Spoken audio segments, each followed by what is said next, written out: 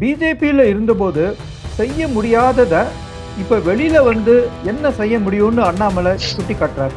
ஏன்னா இங்க வந்து நீட் எதிர்ப்புங்கிறது ஒரு பிம்பம் இருக்கு, ஒன்றிய அரசுன்னு சொல்லணும்னு ஒரு பிம்பம் இருக்கு. அதெல்லாம் இருந்தாதான் இங்க அரசியல் பண்ண முடியும்னு ஒரு பிம்பம் இருக்கு. சோ அதையெல்லாம் செய்ய வேண்டிய கட்டாயத்தில் அவர் நெருக்கடியில் இப்ப இருக்காரு. அவர் சுயநலத்துக்கு வந்திருந்தாருன்னா ஒரு மத்திய அமைச்சர் பதவி வாங்கிட்டு அங்க போய் உட்காந்துருக்கோம். விஜய் அவர்கள் ஓட்டு போட்டு ஒரு சிஎம் ஆயிட்டாரு, அண்ணா ஆயிட்டாருன்னு சொன்ன பல பேர் நான் இன்னைக்கு பாக்குறேன். ஒரு நடிகர் வந்து சொல்றாரு, கேட்காதீங்க, அவர் எது கேட்கறீங்க, கரண்ட் இல்லைன்னா அவர் கேட்பீங்களா, 6 மாசம் கரண்ட் இல்லாம பழகிக்கிங்க அப்படின்னு ஒரு நடிகர் சொல்லும் போது கோவப்பட்டு அவனை திட்டுறான். பாஜகவை அழிப்பேன் அப்படின்னு ஒருத்தர் பேசும்போது அதை ஒரு கட்டுப்படுத்தணும். முருகன் அவர்களோடு க்ளோஸா இருந்தவங்க, தமிழிசை அவர்களோடு க்ளோஸா இருந்தவங்க, வானதி அவங்களோட அந்த க்ளோஸ், அந்த ஒரு சர்க்கிள்ல எல்லாருடைய சர்க்கிள்ல இருந்தவங்க இன்னைக்கு நிறைய பேர் அண்ணாமலையை நோக்கி வந்துட்டாங்க.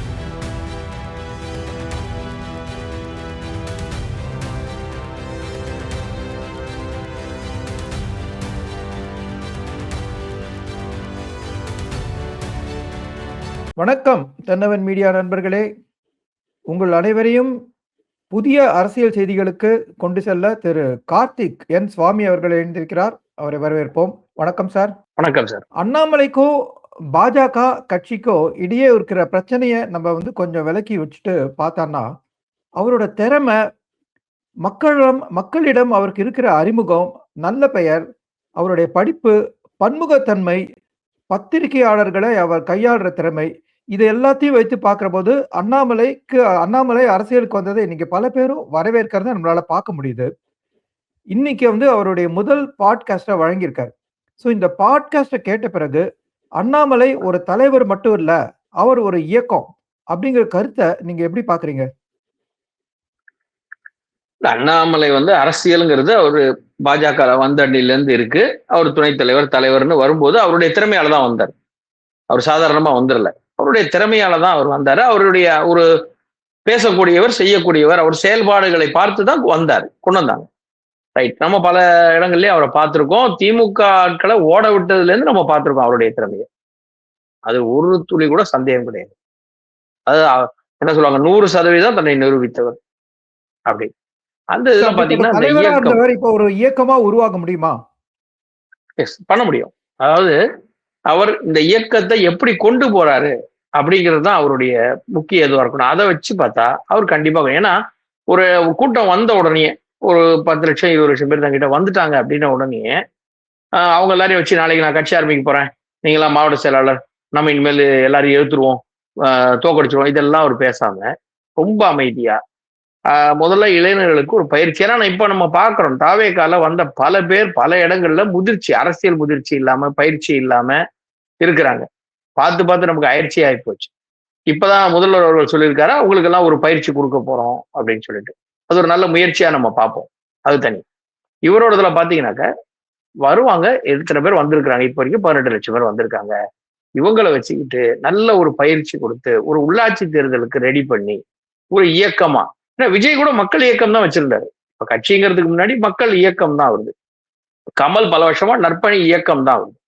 சோ ஒரு இயக்கமா முதல்ல கொண்டு வந்து, திராவிடர் கழகம் போது அந்த இயக்கம்லாம் ஆரம்பிச்ச காலத்துல சொல்லு, இங்க இயக்கங்கள் அப்படிங்கும் போது முதல்ல அடிப்படை கொள்கை, நாம இப்படிதான் இருக்கணும், நாம இன்னார் அப்படின்னு ஒரு அடையாளத்தை உருவாக்கி அதை பேஸ் பண்ணி கட்சி அப்ப அப்படி வரணுங்கிறது நல்ல ஒரு ஆரோக்கியமான செயலா பண்றாரு அவர் அப்படின்னு பார்க்கலாம். இன்னொன்னு பாத்தீங்கன்னாக்க அவர் வந்து விவசாயம், என்விரான்மெண்டல் இதெல்லாம் பேசுறாரு. சுற்றுப்புற நிறைய அவரு யோசிக்கிற இடத்துல வந்து இருக்காரு. ஏன்னா நீங்க பலருக்கு அவரை பத்தி தெரியுமா தெரியாது, அவர் வந்து 2020 19 காலகட்டங்கள்லயே அவர் வந்து இயற்கை விவசாயம், இந்த என்ஜிஓ, பல பேருக்கு இளைஞர்களுக்கு வேலை வாய்ப்பு உருவாக்கணும், அந்த மாதிரி நிறைய கனவுகளோடு இருந்தவர். கர்நாடகால காவல்துறை அதிகாரியா இருந்த போதே அவருக்கு அந்த கனவு இருந்தது. அதனாலதான் இந்த வி லீடர்ஸுங்கிறது 2020 தொடங்கினார்.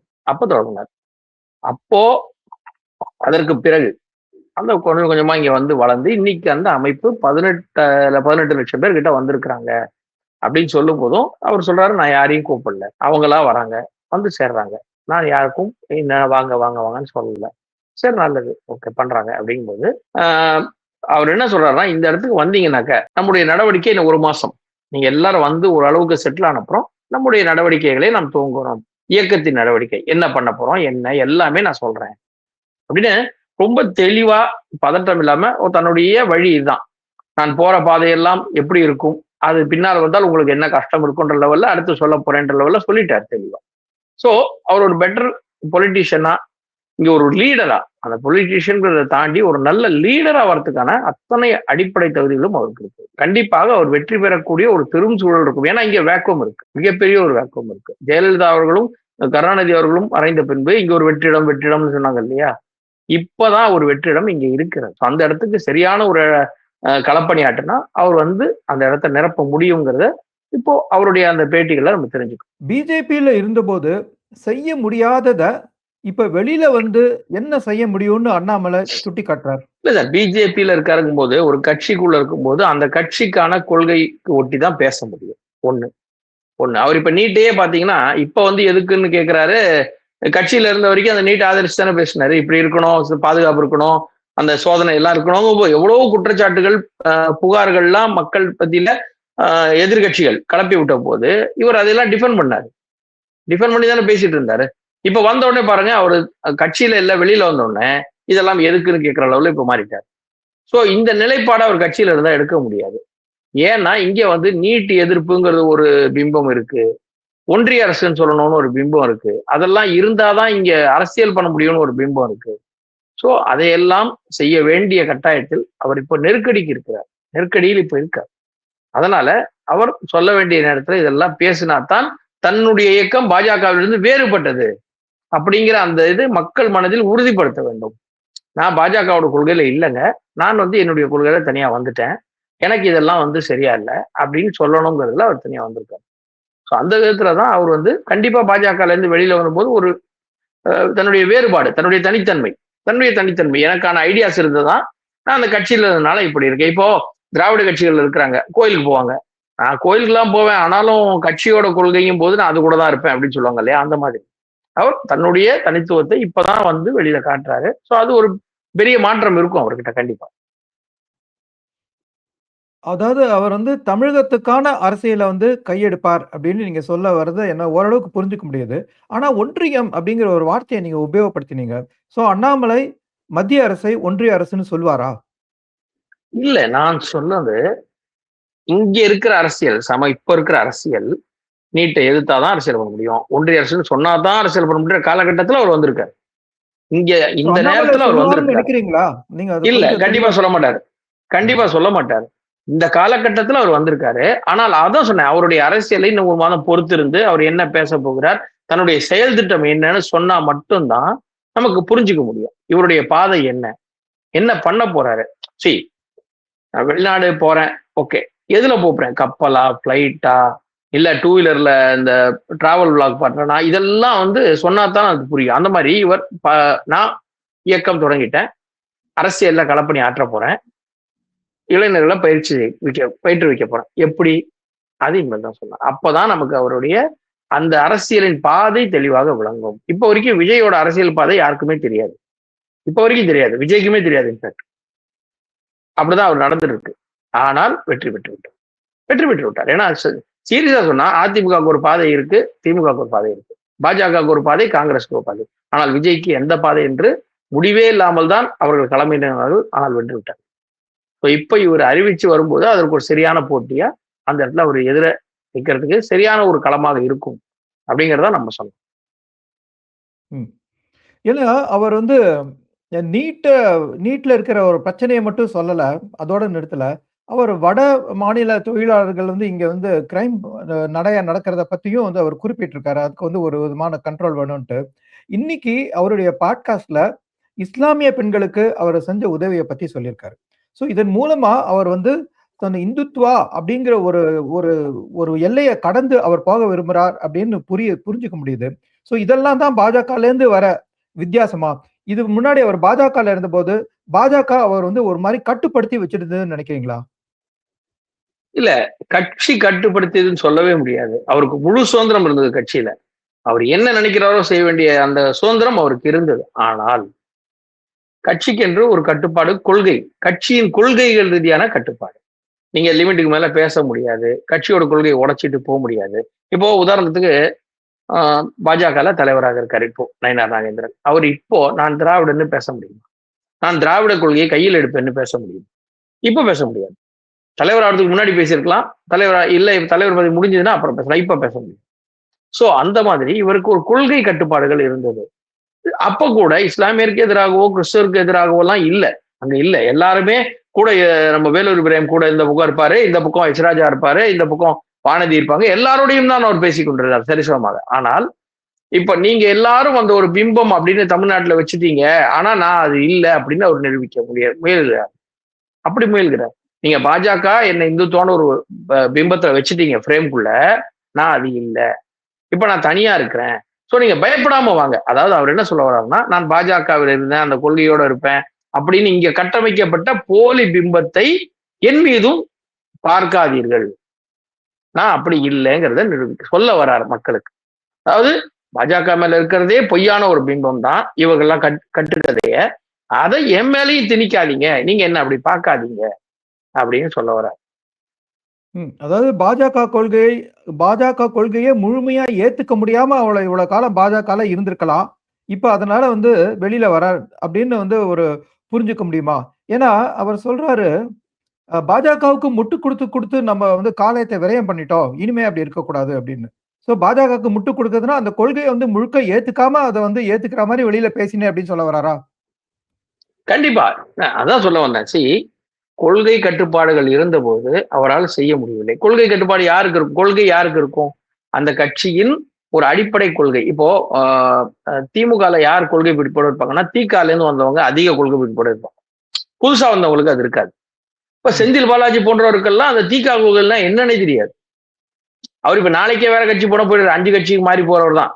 அவருக்கு பேரே உண்டு, 5 கட்சி அமாவாசன். அப்போ அந்த கட்சியின் கொள்கைகளை ஊறி இருந்தால் அவர்கள் மாற மாட்டார்கள். ஆனால் இப்போ திரு அண்ணாமலை அவர்கள் RSS இருந்து வரவில்லை, பஜ்ரங்கத்திலிருந்து வரவில்லை, எந்த ஒரு அமைப்பில் இருந்தும் வரவில்லை, ABVP இருந்தும் அவர் வந்ததாக தெரியவில்லை. அவர் கல்லூரி படித்துக் கொண்டிருந்தார், அங்க SP ஆனாரு, அப்புறம் தான் வந்தார். ஆனா இவங்க எல்லாம் சொல்றாங்க அவர் சின்ன வயசுல இருந்தே இருந்தாரெல்லாம். இவங்க சொல்றாங்க திமுக கட்டுற கதை, அது நமக்கு வேண்டாம். அவர் எந்த ஒரு இயக்கத்திலும் இருந்து அடிப்படை கொள்கை சித்தாந்த ரீதியாக படித்து வரவில்லை. அவர் ரஜினிகாந்த் அவர்களின் அரசியலுக்கு உறுதுணையாக இருப்பதற்காக வந்தார். அதற்கு பிறகு பாஜகவில் திரு மோடி அவர்களின் அரசியலை பார்த்து அவருடைய ரசிகராகி அவருக்காக கூட நிற்க வேண்டும், களமிறங்க வேண்டும் என்று வந்தார். அப்படித்தான் வந்தார். சோ அவருக்கு இந்த சித்தாந்தத்தின் மீது ஒரு பிடிப்பு இருக்க வேண்டும், இந்த கொள்கைகள் மீது பிடிப்பு இருக்க வேண்டும் என்று ஏற்றுக்கொள்ள முடியாது, கேட்க முடியும். சோ முழுக்க 100% நான் இந்த சித்தாந்தத்தோட ஒட்டிக்கிட்டு தான் அப்படியே இங்க ஃபுல்லா இதுவாயிட்டேன், ஜெல் ஆயிட்டேன் அப்படின்னு சொல்ல முடியும். ஆனால் கொடுத்த கடமையை, அந்த 3 வருஷம் அவர் கொடுக்கப்பட்ட தலைமையை நன்றாக பண்ணார். அப்ப என்ன பண்ணணும், அந்த கட்சியோட தலைவரா என்ன பண்ணணும், அதை பண்ணாரு. சார் இப்போ நான் ரப்பரை பத்தி எனக்கு ஒண்ணுமே தெரியாது. நான் ஒரு மெக்கானிக். ஒரு ரப்பர் கம்பெனிக்கு என்ன மேனேஜரா போட்டாங்கன்னு வச்சுக்கோங்களேன், சேல்ஸ் மேனேஜரா. நான் ரப்பரை எவ்வளவுலாம் சொல்ல முடியுமோ அவ்வளவுலாம் சொல்லுவேன். அந்த கம்பெனி விட்டு வெளியில வந்துட்டேன்னா, யாரும் ரப்பர்லாம் யூஸ் பண்ணாதீங்க, அது மாசு கட்டுப்பாடு, மாசு இந்த என்விரான்மெண்ட் கேடு, பூமிக்கு கேடுன்னு நான் சொல்லுவேன். பிகாஸ் நான் அந்த இடத்துல இருக்கும் போது எனக்கு ரப்பர் மேல இன்ட்ரெஸ்ட் படிச்சேன் இல்லையா? அது ஒரு சந்தர்ப்பமான பேச்சு இல்லையா? இல்ல அப்படி பார்க்க முடியாது. அவர் மோடி அவர்கள் பிரதமராக இருப்பதற்கு உறுதுணையாக இருப்பதற்காகத்தான் வந்தார். அவர் சுயநலத்துக்காக வரவில்லை. அவர் சுயநலத்துக்கு வந்திருந்தார்னா ஒரு மத்திய அமைச்சர் பதவி வாங்கிட்டு அங்க போய் உட்காந்துருக்க முடியும். மத்திய அமைச்சர் பதவி ஒன்று கொடுத்துருப்பாங்க கண்டிப்பா. இவர் கேட்டா மறுக்க போறது யாருமே கிடையாது. இவர் சரி நான் மாநில முடிஞ்சிடுச்சு, நான் மத்தியக்கு வரேன்னு சொன்னா யாருமே தடுக்க போறது இல்லை. அதாவது கட்சியில் பொறுப்பு கொடுப்பது என்பது வேறு, அமைச்சரவையில் ஆட்சியில் பங்கு கொடுப்பது என்பது வேறு. இப்ப இவர் நினைச்சிருந்தாங்கன்னா ஒரு மினிஸ்டர் ஆக்கி அங்க வச்சிருப்பாங்க, பிரச்சனையே கிடையாது. அந்த பேச்சு நடக்கவே இல்லை, இவருக்கும் கேட்கவே இல்லை. அப்படி சுயநலம் அரசியல் என்று சொன்னால் அவர் அதுக்கு தானே போயிருக்கணும், பதவிக்கு ஆசைப்பட்டு போயிருக்கணும் இல்லையா? இப்போ இவர் பதவிக்கு ஆசைப்பட்டார் அப்படின்னு சொன்னோம்னா நம்ம இப்படி கூட பார்க்கலாம்.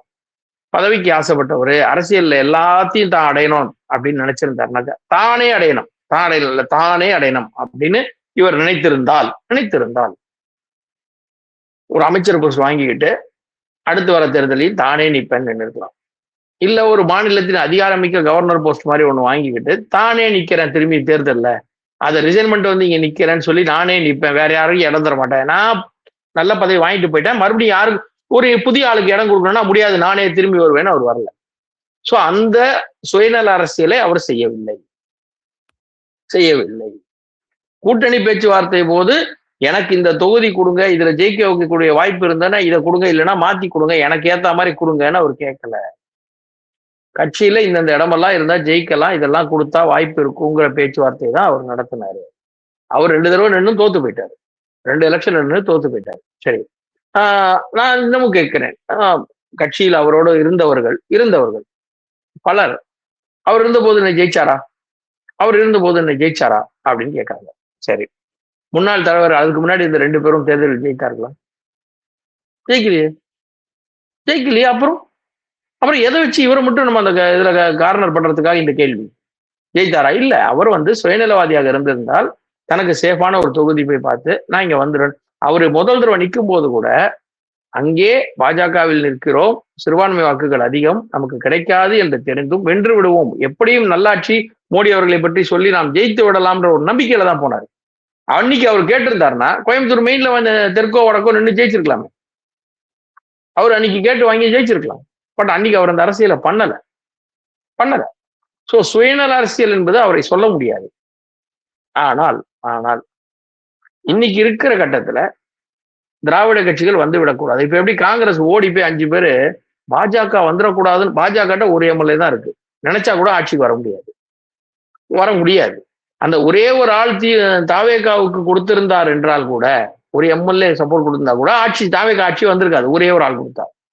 ஆனா பாஜக வந்துரும், பாஜக உள்ள போந்துரும் பொய் சொல்லி காங்கிரஸ் போச்சு இல்லைங்களா? அந்த மாதிரிலாம் அரசியல் பண்ணாம இன்னைக்கு இருக்கிற நிலைமை திராவிட கட்சிகள் மீண்டும் வந்துடக்கூடாது, திராவிட கொள்கை வந்துடக்கூடாது. நம்ம அதுக்கு எப்படி எதிர்த்து நிற்க முடியும்? பாஜக என்ற பேரில் இங்கே வரும்பொழுது வெற்றி வாய்ப்பு மிக மிக குறைவாக இருக்கிறது. அதிமுகவும் இப்போ கிட்டத்தட்ட நீர்த்து போய் கொண்டு இருக்கிறது. அப்ப இந்த நேரத்துல தாவேகா மட்டும்தான் ஒரு கட்சி தான் இருக்கு.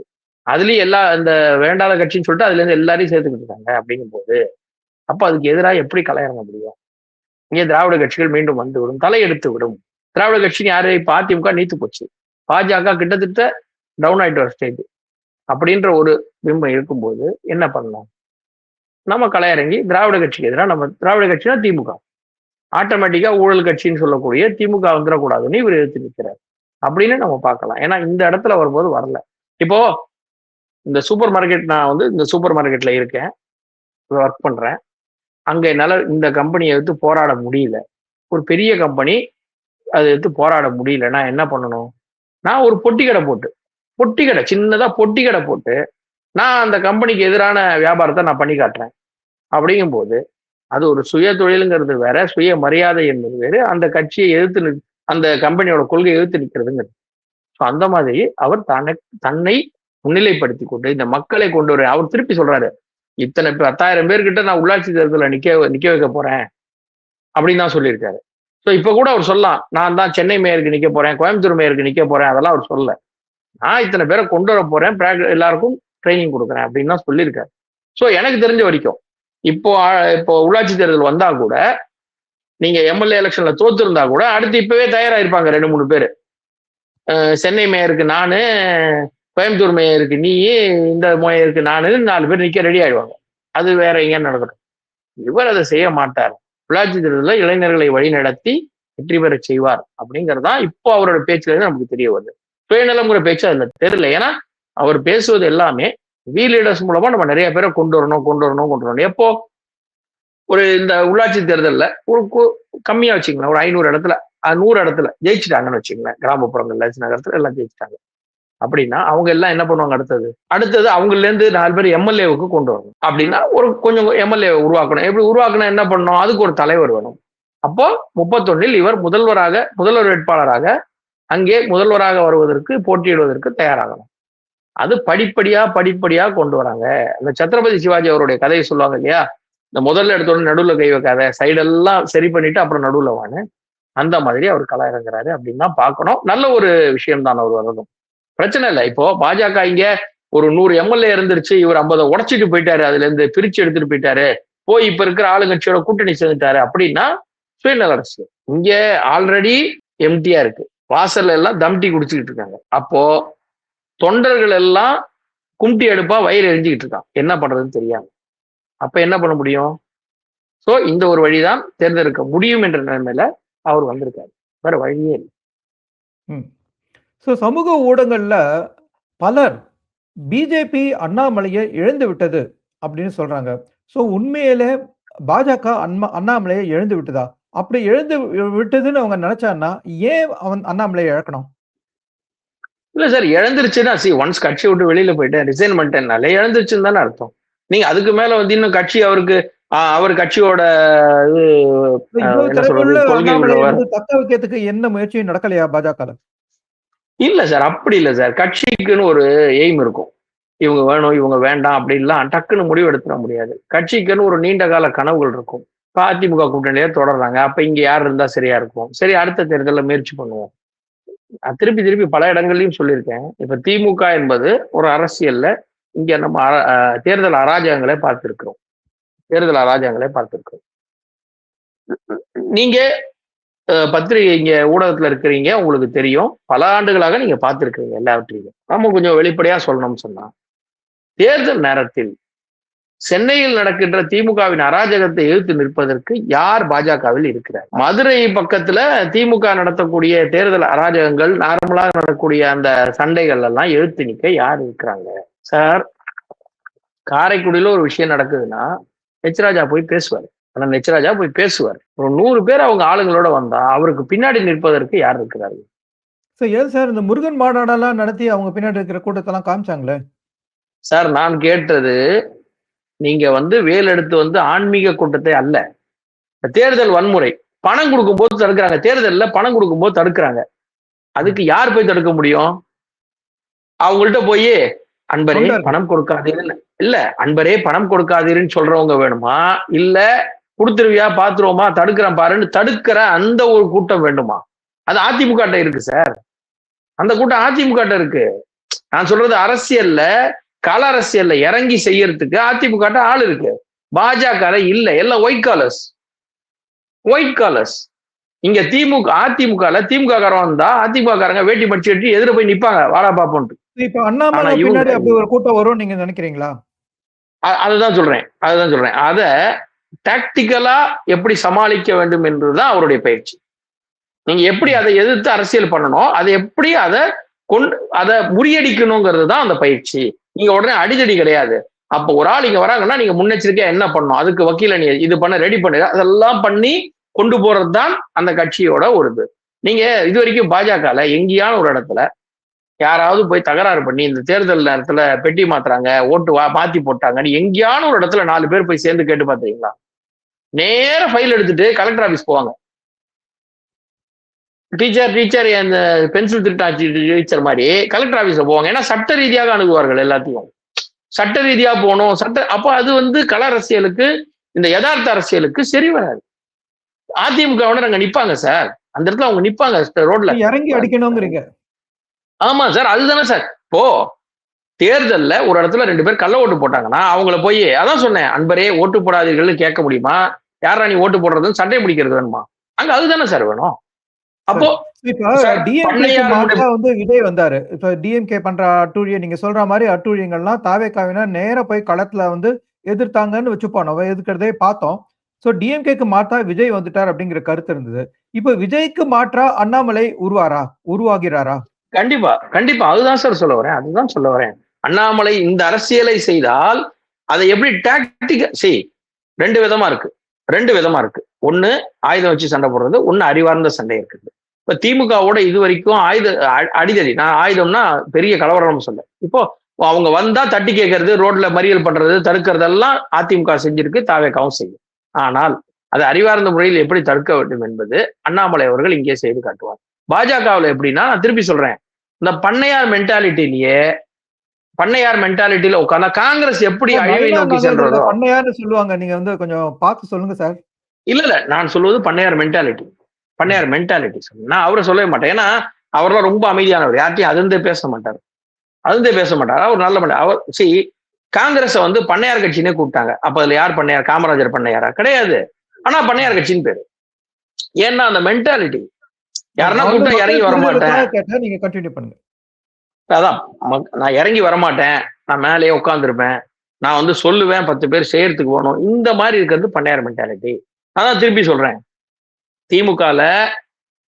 அதிமுகல எல்லா கட்சியிலையும் வேட்புமனு தாக்கல் பண்ணிட்டு அங்க விருப்ப மனு கொடுத்துட்டு கட்சி ஆபீஸ்ல பேசி என்ன பண்ண முடியும்னு கேட்கறவங்க எல்லாம் இருப்பாங்க. நான் தான் இந்த தொகுதி வேட்பாளர், நான் தான் இந்த தொகுதி வேட்பாளர், அது மற்றவங்களை பத்திலாம் எனக்கு தெரியாது, நான் தான் அப்படின்னு நிற்கும் போது என்ன ஆகுது? ஆட்டோமேட்டிக்கா அந்த முதலாளித்துவம், அந்த நாம தான் அப்படிங்கிற பண்ணையார் மென்டாலிட்டி வந்துருது. அது வந்தா வளர முடியாது.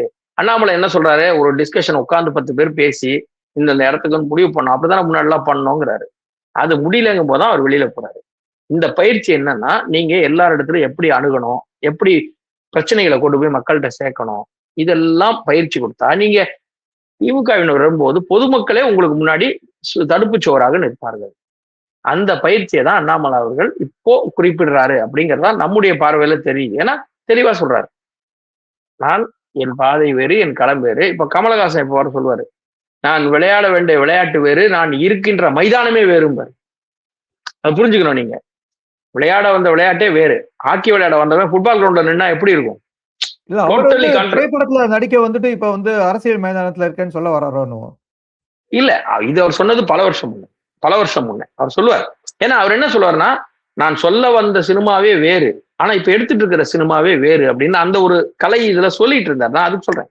இப்ப அண்ணாமலை அவர்கள் அவர் வந்த அரசியல் என்பது அவர் எந்த நோக்கத்துக்காக வந்தார் அப்படிங்கிறது வேற. இப்ப அவர் செஞ்சுட்டு இருந்தது வேற. இப்போ தன்னுடைய சொந்த இடம், ஹோம் பிச், ஹோம் கிரவுண்டுன்னு சொல்லுவோம் இல்லையா, அந்த மாதிரி இதுல என்ன வேணா பண்ணுங்க, நான் என்னுடைய விருப்பத்தை அந்த இளைஞர்களிடம் கூறலாம், விருப்பம் இருப்போல் செய்வார்கள், இல்லைன்னா பரவாயில்ல அப்படிங்கிற விதத்துல அவர் இறங்கியிருக்காரு. ஸோ நல்ல ஒரு மாற்றமா, ஒரு முன்னேற்றமா பார்க்கலாம். என்னன்னா, இவரு வெளில போகும்போது 100 பேர் கூட போகமாட்டாங்க அப்படின்னு நினைச்சவங்களுக்கு ஒரு ஏமாற்றமா, இனிமேல் என்ன பண்ண போறோம்னு அவங்க எல்லாம் ஒரு தடுமாற்றமா இருக்கிறது தான் நம்ம பார்க்கணும். ஸோ இப்போ இந்த இளைஞர்கள் ஆதரவு தேவை அப்படின்னு நீங்க சொல்ல வந்தீங்க, ரொம்ப சரியான பாயிண்ட் அது. ஆனா இந்த இளைஞர் ஆதரவை பெறறதுல விஜய் முன்னிலையில நிற்பாரா, அண்ணாமலை முன்னிலையில நிற்பாரா, உதயநிதி முன்னிலையில நிற்பாரா? இல்ல, உதயநிதி அவர்களோட இருக்கிற இளைஞர்கள் யாருங்கிறது நமக்கு தெரியும். அவர் வயதை ஒத்த 50 பேர். ஆமா, இல்ல, அவர் வயதை ஒத்தவர்கள் தான் அங்க இருக்காங்க, விட்டுருங்க. அண்ணாமலை அவர்களோட விஜய் அவர்களோட வச்சுங்க. விஜய் அவர்களுக்கு வந்து இப்போ 5 வயசு இருக்கிறது, 10 வயசு இருக்கிற பசங்கள்லாம் விஜயோட ஆதரவாளர்கள். இன்னொரு 5 வருஷம் கழிச்சு, இப்போ 15 வயசுல இருக்கிற ஒரு பையன் இன்னொரு 5 வருஷம் கழிச்சு அடுத்த தேர்தல் போது விஜயோட படமே 5 வருஷத்துக்கு ரிலீஸ் ஆகும். ஏன்னா அவர் முதல்வர் ஆயிட்டார், நடிக்க மாட்டார், படங்கள் இல்லை அப்படின்னா அவருக்கு அந்த 15 வயசு பையன், 14 வயசு பையன் ஃபேனா இருப்பானா? 20 வயசு வரைக்கும் ஃபேனா இருப்பானா? வாய்ப்பு கிடையாது. படம் இல்லைன்னா ஒருத்தருக்கு ஃபேனே கிடையாது சார். நீங்க இந்த ஒரு ஜோஷை வச்சுக்கிட்டு இன்னும் 2 வருஷம் ஓட்டலாம். அந்த பசங்க இன்னமும் வந்து விஜயண்ணான்னு சொல்லி ரீல்ஸ் போடலாம். அதுக்கப்புறம் அவர் ஒரு சின்சியரான முதல்வர் ஆயிட்டாருன்னு வச்சுக்கீங்களேன். இப்ப இருக்கிற அந்த ஒரு விளையாட்டுத்தனமான அரசியல் இல்லாமல் அவர் கூட இருப்பவரெல்லாம் சரி பண்ணி அவர் ஒரு சின்சியர் ஆயிட்டாருன்னு வச்சுக்கோங்களேன். இந்த 14 வயசுல இப்ப ஓட்டு போட்டு அந்த அண்ணனுக்கு ஓட்டு போடுன்னு சொன்ன பையன், அம்மா அண்ணனுக்கு ஓட்டு போடுன்னு சொன்ன பையன் 19 வயசுல என்ன மனநிலையில இருப்பான்? இந்த ஆட்சி எப்படி நடக்குதுன்னு பார்த்துட்டு சரியில்லைன்னா நம்ம எந்த பக்கம் போறது? இருக்கிறது ஒரே சாய்ஸ் யார் இருக்கா? அப்படித்தானே தேடுவோம். ஸோ அவனுக்கான அரசியல் பாதையை இவர் வழிவகுப்பார். அந்த பையன் தேடுவான். இன்னைக்கு 20 வயசுல ஜோஷ்ல விஜய் என்னான்னு போட்டவன் 5 வருஷத்துக்கு ஒரு படம் இல்லாம அவருக்கு ரசிகர்ல முடிஞ்சிருச்சுன்னா அந்த 25 வயசு பையன் என்ன பண்ணுவான்? இன்னைக்கு யதார்த்த வாழ்க்கையில நமக்கு இவ்வளவு இங்க பிரச்சனை இருக்கு, இதெல்லாம் யார் தீர்ப்பாங்க? எப்படி திமுக தீர்க்காதுன்னு தெரிஞ்சு போச்சு, தீர்ந்து போச்சு. இப்போ அடுத்தது இங்க இருக்குதான் இந்த ஒரு இடம் தான். அப்ப இதுவா அது வாங்கும் போது அன்றைக்கு இளைஞர்கள் தேர்ந்தெடுக்கக்கூடிய இடத்தில் இவர் இருப்பாருன்னா 50-50 சான்ஸ் இருக்கு இல்லையா? 50-50 சான்ஸ் இருக்குல்ல. நீங்க ஒட்டுமொத்தமாக இளைஞர்கள் வந்து விடுவார்கள் அப்படின்னு சொல்ல நிராகரிச்சிருவாங்கன்னு சொல்ல. இன்றைக்கு விஜய்க்கு இப்போ சொன்ன வாலிபர்கள், விடலை பசங்கன்னு சொல்லக்கூடிய அந்த ஒரு பருவத்துல இருக்கிறவங்க வளரும்போது மாறும். சினிமால மட்டும்தான் 50 வருஷத்துக்கு முன்னாடி சூப்பர் ஸ்டார் ரசிகரா இருந்தவங்க இன்னைக்கும் சூப்பர் ஸ்டார் ரசிகர். ஆனால் கட்சின்னு வரும்போது பாருங்க, இதே விஜய் அவர்களே 21 வந்து திமுக ஓட்டு சைக்கிள்ல போய் சிம்பாலிக்கா ஓட்டு கேட்டாரு. 2011 ஜெயலலிதா அவர்களுக்கு ஆதரவா வாக்கு கேட்டாரு. 2009 கலைஞருக்கு செலவு வைக்கணும், இந்த நிதியின் குடும்பம் பேரே இருக்கிறது, நிதி அள்ளி கொடுக்குறாங்கன்னு அங்க இருந்தாரு. அவரே மாறி தான் வந்தவர். இப்ப அவர் கட்சியில இருக்கவங்க மட்டும் எப்படி கூட இருப்பாங்க? அவங்க மட்டும் இவருக்காக ஸ்டேபிளா இருப்பாங்களா? மாட்டாங்கல்ல. அவங்களும் பார்க்க போறாங்க, ஏதாவது அரசியல பார்க்க போறாங்க, என்ன நடக்குதுன்னு பார்க்க போறாங்க. அப்போ முடிஞ்சு போச்சுல. அப்போ இன்னைக்கு சிம்பிள், ரொம்ப சிம்பிள். இளைஞர்கள் எவ்வளவு கோபமா இருக்காங்கன்னு நீங்க தெரிஞ்சுங்க. விஜய்க்கு ஓட்டு போட்டவங்களை பல பேர் விஜய் அவர்கள் ஓட்டு போட்டு ஒரு சிஎம் ஆயிட்டாரு, அண்ணா ஆயிட்டாருன்னு சொன்ன பல பேரை நான் இன்னைக்கு பாக்குறேன். ஒரு நடிகர் வந்து சொல்றாரு, கேட்காதீங்க, அவர் எது கேட்கறீங்க, கரண்ட் இல்லைன்னா அவர் கேட்பீங்களா, 6 மாசம் கரண்ட் இல்லாம பழகிக்கிங்க அப்படின்னு ஒரு நடிகர் சொல்லும் போது கோவப்பட்டு அவனை திட்டுறான். இப்படியா பேசுவ நீ, என்ன உனக்கு இருக்கு, கேட்காம எப்படி இருப்பாங்க, அடிப்படை கேள்வி கேட்காம எப்படி இருக்கிறதுன்னு அந்த பையன் கேட்கறான். எப்போ 2 மாசம் முன்னாடி விஜய்க்கு ஓட்டு போடுங்கள்னு என்கிட்ட சொன்ன பையன் இன்னைக்கு இந்த பையனை திட்டுறான், என்ன இப்படிலாம் பேசுற அப்படின்ட்டு. அப்போ பிரச்சனைகளின் அடிப்படையில் தான் இங்கே மாறுகிறார்கள். இப்ப இன்னொரு 5 வருஷம் பொறுத்து எப்படி இருக்கும் காலம்ங்கிறது தெரியாது. பிரச்சனைனா அவன் போகக்கூடிய ஒரே இடம், அவனுக்கு வேற இதுவே கிடையாது, ஆப்ஷனே கிடையாது. டைரக்ட் செகண்ட் ஆப்ஷன்ங்கிறது நேர அண்ணாமலை தான். அப்போ களம் மாறும். சோ 50-50 2 பக்கம் எடுத்தாங்கன்னா ஒரே 2 பேர் தான் இங்க அரசியல்ல இருப்பாங்க. சோ அது நடக்கும். சரி, அண்ணாமலையோட நீங்க சொல்ற மாதிரி அந்த இயக்கம் வந்து இளைஞர்களை ஈர்த்து வெற்றி பெறணும்னா அடுத்து 12 மாதங்கள், அதாவது இன்னும் 1 வருஷத்துல அவர் என்ன முக்கியமா செய்யணும்னு நினைக்கிறீங்க? அவர் யாத்திரை போறாங்க அப்படிங்கிற வந்து செய்தி வந்து வர ஆரம்பிச்சிருக்கு. ஆனா தீர்மானமா தெரியல.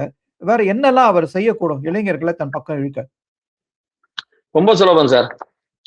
முதல்ல அவர் தன் கூட இருக்கவங்களை கட்டுப்படுத்தி வச்சிடணும். மேடையில வந்து பாஜகவை ஒழிப்பேன், இனி ஒரு கட்சியே இருக்காது பாஜக அப்படின்னு அவங்க இயக்கத்திலிருந்து பேசுறத நிறுத்தணும். நிறுத்திட்டாருன்னா முதல் விஷயம். ஏன்னா அவங்களுடைய இயக்க கூட்டத்துல ஒருத்தர் பேசினாரு, பாஜகன்ற கட்சியே இருக்காது, அழிச்சிருவோம் எல்லாம் பேசினாரு. அது தவறான விஷயம். தமிழ்நாட்டுல அதை எடுத்துக்கணுங்கிற அவசியமே இல்லை. ஏன்னா அவங்க வந்து ஒரு பிரதான ஒரு கட்சியாவே இல்ல. அவர் அண்ணாமலை எதிர்க்க வேண்டியது தாவேகாவையும் திமுகவையும் தான் நான் நினைக்கிறேன். இல்ல, அவர் வெளியில வந்துட்டாருன்னு கோவத்துல பேசினா கூட பாஜகவை அழிப்பேன் அப்படின்னு ஒருத்தர் பேசும்போது அதை ஒரு கட்டுப்படுத்தணும். சரி, அதெல்லாம் தேவையில்லாதது. நம்ம அந்த அரசியலுக்கு போல, இப்போ இயக்கமா தான் இருக்கிறோம், நம்ம அதுக்கு போகலைன்னு அவருக்கு கண்ட்ரோல் பண்ணணும். 1. 2வது, அவர் இந்த மாநாடு யாத்திரை போகும்போதெல்லாம் அனைத்து விதமான பிரச்சனையும் பேசணும். எல்லா விதமான பிரச்சனை நான் சொல்வது, அவர் இதுவரை பேசாது இருக்கின்ற பிரச்சனைகளையும் பேச வேண்டும். ஒரு உதாரணம் சொல்றேன். கன்னியாகுமரி போகும்போது கனிம வளத்தை பத்தி பேசணும். திருநெல்வேலி இந்த பக்கம் வரும்போது மண்ணு கடத்தல பேசணும்.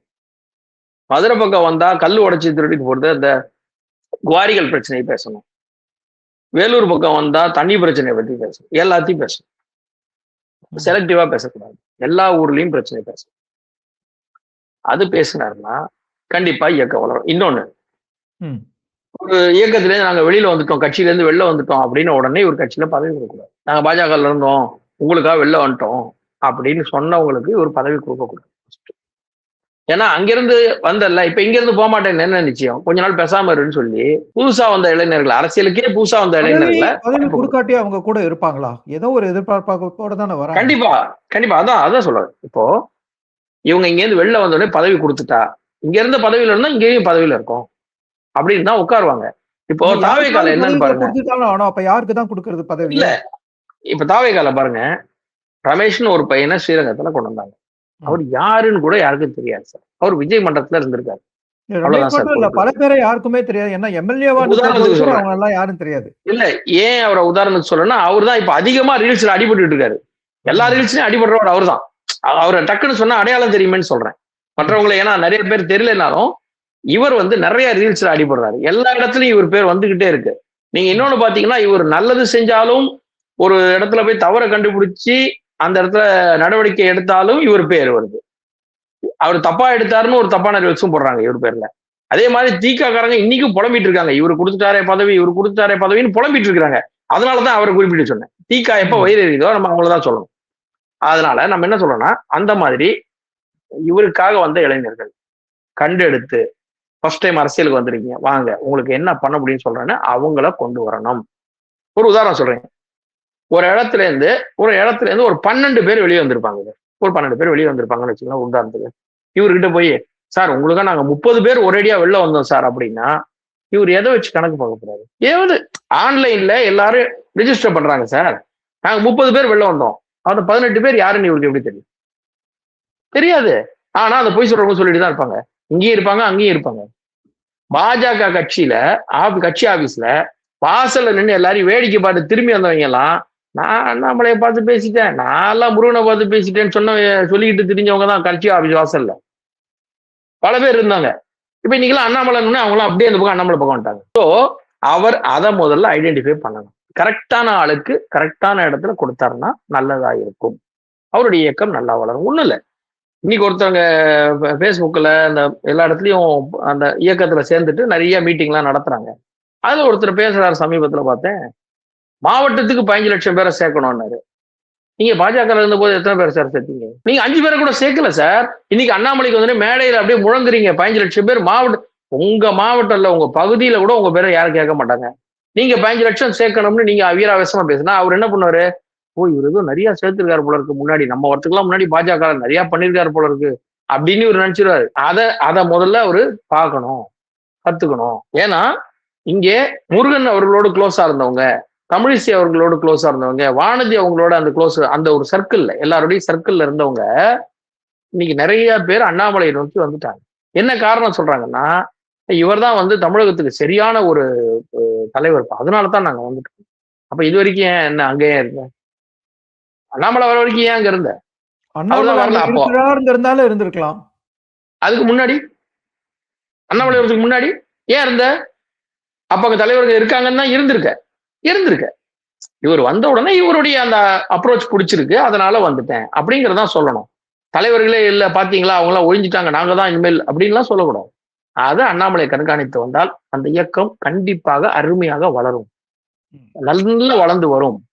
ஆனால் இது போன்ற புல்லுருவிகள், கலைகளை எல்லாம் எடுத்து போட்டுறணும். எனக்கு தெரிஞ்சு ஒருத்தர் வந்து ஒரு இடத்துல ஒரு மீட்டிங்ல வந்து ஒரு மத்திய அமைச்சரை சந்திச்சாங்க. சின்ன மீட்டிங்ல மார்னிங் பேசினாங்க. அன்னைக்கு நேரத்துல ஏதோ சம்திங் உடம்பு இல்லைன்னு நினைக்கிறேன், சம்திங் ஏதோ ஒரு இடத்துல அவர் வந்து ஏதோ இருமல் சம்திங் ஏதோ வந்திருக்கு. அதுக்கப்புறம் வந்து போயிட்டாங்க. நைட்டு முருகன் வந்து போன் பண்ணி கேட்டார், மெசேஜ் பண்ணி கேட்டாராம், நீங்க மருந்து சாப்பிட்டீங்களா, உங்களுக்கு இருமல் நல்லா இருக்கா, ஜலதோஷம் நல்லா இருக்கா, உடம்பு நல்லா இருக்கா அப்படின்லாம் கேட்டாங்களாம். சரியா? அப்போ அவர்கள் முருகனோடு இருக்க வேண்டுமா, அண்ணாமலையோட வர வேண்டும்? யாரோட இருக்கணும்? அன்னைக்கு முருகன் அவர் பேசும்போது அவர் இருந்தாருன்னா, எனக்கு முருகன் கேட்டார், முருகன் என்ன விசாரிச்சாரு, என்னுடைய பர்சனலா என்கிட்ட எல்லாமே பேசுவார் அவர் பேரு. ஆனா அப்படியே ஜிகிரி தோஸ் ரேஞ்சுக்கு செட் ஆனீங்கல்ல. இப்ப அண்ணாமலை அண்ணாமலை பக்கம் வந்துட்டா அப்போ என்ன சொல்ல வரீங்க? அன்னைக்கு முருகன், இன்னைக்கு தேவைப்படும், இன்னைக்கு திரும்பி அண்ணாமலை இங்க வந்தா சந்தர்ப்பவாதிகளை வந்து தவிர்க்கணும் அப்படின்னு நீங்க சொல்ல வரீங்க. அவ்வளவுதான் சார். நான் அதை புல்லுருவிகள் கலைன்னு சொன்னேன். பாஜகவில் இருந்த வரைக்கும் சிறுபான்மையினர் வந்து பாஜகவுக்கு வந்து எதிரானவங்க அப்படிங்கிறது ஒரு பரவலான ஒரு புரிதல். இப்ப வந்து அண்ணாமலை தனியா வந்த பட்சத்துல சிறுபான்மையினர் அண்ணாமலையை ஆதரிப்பாங்களா? நிறைய பேர் ஆதரிக்கிறாங்க. என்கிட்ட அந்த லிங்கை கேட்டு வாங்கி ஜாயின் பண்ணணும், எனக்கு லிங்க் கொடுங்கன்னு சொல்லி அந்த வீல்கிளாஸ் லிங்கை வாங்கி ஜாயின் பண்ண நிறைய பேர் இருக்கிறாங்க, சேர்ந்திருக்கிறாங்க. சார் நான் அதான் சொன்னேன், அந்த போலி கட்டமைத்த இங்க பிம்பம், திருமாவளவன் சொன்னார் இல்லையா, நாங்களே 4-5 வருஷம் கஷ்டப்பட்டு இங்க ஒரு பிம்பத்தை கிரியேட் பண்ணி பாஜக எதிராக மனநிலையை செட் பண்ணிருக்கோம் மக்களை பாஜகவுக்கு எதிராக நாங்க செட் பண்ணோம், 4-5 வருஷம் நாங்க கஷ்டப்பட்டு அந்த கட்டமைப்பை கொண்டு வந்தோம்னு அவரே சொன்னாரு. பொய்யான ஒரு பிம்பத்தை கொண்டு வந்தாங்க. அதை வந்து இந்த மக்கள் இன்னமும் ஏற்றுக்கொண்டிருக்கிறார்கள். அவர்கள் எல்லாம் அண்ணாமலை வெளியே வந்த பின்பு ஒரு காமன் லீடர், நான் சொன்னேன் இல்லையா, அவர் அந்த இந்துத்துவ ஐடென்டிட்டில இல்ல, வெளியில வந்துட்டாருன்னு ஒண்ணு அவரும் அதை சொல்றாரு, நான் அந்த ஐடென்டிட்டில இல்ல பாருங்க அப்படின்னு சொல்லும்போது, ஏன்னா நீங்க என்னதான் பேசினாலும் சரி, எவ்வளவுதான் திமுக காரர்கள் கருப்பு உடையில் வருவேன் என்றால் இங்க இருந்து ஒரு எம்எல்ஏவும் கருப்பு உடையில போய் அன்னைக்கு சட்டசபையில நின்னாலும் சரி, அவங்களை இந்துத்துவம் தான் சொல்லுவாங்க. ஸ்டாலின் அவர்களின் அண்ணன், அவரை போல ஒரு மனிதர் கிடையாதுன்னு சொன்னா கூட தமிழிசை அவர்களை இந்துத்துவம் தான் சொல்வார்கள். நீங்கள் என்ன செய்தாலும் அது மாறாது. அந்த கட்சியில அந்த ஒரு முத்திரை குத்திட்டாங்க, வெளியில வரும்போது அந்த முத்திரை மாறி போகுது.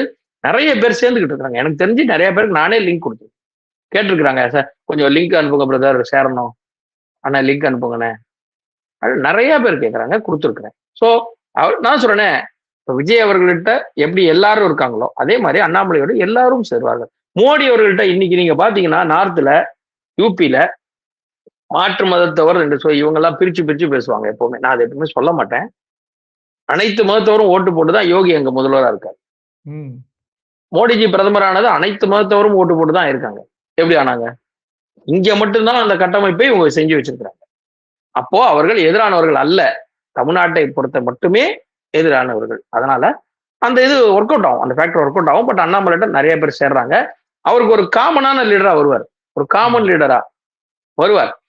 நாளைக்கே அவர் பாஜகவோட கூட்டணி சேர்ந்தாலும் ஆச்சரியப்படுறதுக்கு இல்லை சார். மம்தா வெளியில வந்து எத்தனை வருஷம் கழிச்சு காங்கிரஸ் கூட கூட்டணி போலியா? ஏத்துக்கலையா? வைகோ திட்டிட்டு வெளியில வந்து திமுகவோட கூட்டணி போலியா? அப்போ ஒரு டிஸ்டன்ட் இதுல வந்து பாஜகவுக்கே அவர் திரும்பி வரதுக்கான வாய்ப்பு இருக்குன்னு சொல்ல வரீங்களா? அவர் பாஜகவுக்கு வர வேண்டாம். பாஜக வளர்ந்த பின்னு அவர் சேர்ந்து வரலாம் கூட்டணிக்கு. அவர் வளர்ந்தா பாஜக அவரோட கூட்டணிக்கு வரலாம். இப்ப திமுக வந்து வைகோவோட எப்படி கூட்டணி போச்சு? வைகோ வெளில வந்தாரு. எம்எல்ஏ கூட கிடையாது. 98ல அவர் ஜெயலலிதா அவர்களோட கூட்டணி வச்சு பாஜகவோட கூட்டணி வச்சு ஜெயிச்சிட்டாங்க எம்பி. அடுத்த எலெக்ஷன் போது டக்குன்னு கலைஞர் அப்படியே கூப்பிட்டுட்டார்ல, இவர் ஜெயிச்சிட்டாரு எம்பி, அப்ப இவர்கிட்ட ஏதோ வேல்யூ இருக்கு, அப்படியே தூக்கு அப்படி தூக்குனார்ல. சோ அந்த தேர்தலில் கிடைக்கக்கூடிய வேல்யூ இருக்கு. பாஜக என்ன வாங்குது, அடுத்து இவர் உள்ளாட்சி தேர்தலில் இவங்க என்ன வாங்குறாங்க, கணக்குகளை வைத்து மாறும், கண்டிப்பாக மாறும். அவர் இப்போ வரைக்கும் நான் பாஜகவோட திருப்பி போக மாட்டேன், ஆபீஸ்ல கால் வைக்க மாட்டேன் அப்படிலாம் சொல்லவே இல்லையா? அவர் இப்பவும் அதிமுக ஆபீஸ்ல கால் வைக்க மாட்டேன், அந்த ஆபீஸ் கட்டத்தை இடிப்பேன்னு சொன்னாரா? சொல்லலையே. அவர் எதுவுமே சொல்ல சார். அவர் பாட்டுக்கு வந்தாரு, நான் வந்து எல்லா கட்சியும் பார்ப்பதை போல் இனி பார்க்க போகிறேன்னு சொன்னார். அவ்வளவுதான். அந்த மாதிரி பண்ணிட்டு இருக்க அரசியல் ஆரம்பிக்கிற, அவ்வளவுதான். காலங்கள் மாறும், காட்சிகள் மாறும், எது வேண்டுமானாலும் இங்க அரசியல் நடக்கலாம். நேயர்களே, உங்க கருத்தை, அதாவது அண்ணாமலை இன்னைக்கு பாட்காஸ்ட்ல வாங்கினதை பத்தி உங்க கருத்தை, அவர் வந்து மீண்டும் பாஜகவோடயே சேரலாமா, இறுதியில் திரு கார்த்திக் சொன்ன அந்த கருத்தை, இதெல்லாம் பத்தி உங்க கமெண்ட்டை நீங்க எழுதுங்க. அதையும் நாங்க அவளோட படிப்போம். மீண்டும் ஒருமுறை திரு கார்த்திக் என் சுவாமியுடன் சந்திப்போம். அதுவரை அவருக்கு நன்றி கூறி விடைபெறுவோம். நன்றி, வணக்கம் சார். நன்றி சார்.